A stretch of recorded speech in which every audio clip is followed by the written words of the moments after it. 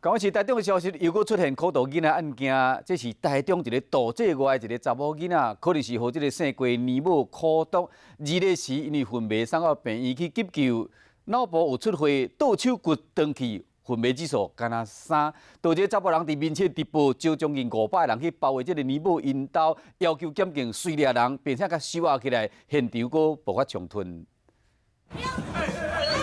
男子管警员伫面前的，也是向前冲，要弄入去大楼。警员赶紧挖来炸咧，后面情绪激动的民众一直大声叫。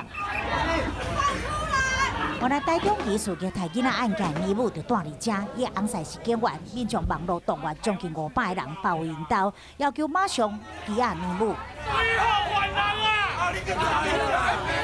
民众情绪真激动，爱年母出来讲清楚。夜间纸等加2庄啊，几百人要帮疑似受虐待查囡仔讨公道。分局长、警察队长拢来到现场。待会我会长期处理，只要违抗，一律先给他逮捕。